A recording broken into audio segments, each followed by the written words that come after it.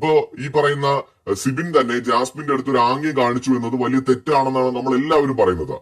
പക്ഷെ ആംഗ്യം കാണിക്കുന്നതിന് മുമ്പ് അവിടെ ഉണ്ടായ സാഹചര്യങ്ങൾ ആരും സംസാരിക്കുന്നില്ല. മുഖത്ത് നോക്കി അയാളെ അപമാനിക്കുന്ന വാക്കുകൾ പറഞ്ഞാൽ ചില മനുഷ്യർ പരിധി വിട്ടാൽ പ്രതികരിക്കും. ആ പ്രതികരണങ്ങൾ നിയന്ത്രിക്കേണ്ടതാണ്. അത് തെറ്റാണ്.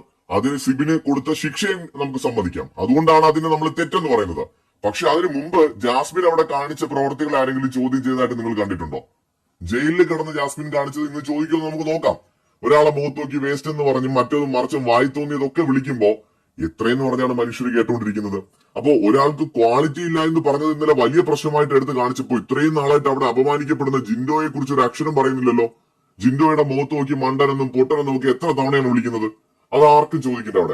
അവിടെ ആരും അതൊരു പ്രശ്നമായിട്ട് കാണുന്നില്ല. അതുപോലെ തന്നെയാണ് ഉളുപ്പില്ലാത്തവൻ, നാണമില്ലാത്തവൻ എന്നൊക്കെ വായി തോന്നിയത് ഗബ്രി വിളിച്ചാലും പ്രശ്നമില്ല. അപ്പൊ എനിക്ക് ഇന്നലെ മനസ്സിലായത് നമുക്ക് എല്ലാവർക്കും ഈ ഗെയിമിന്റെ കാര്യം അറിയാം.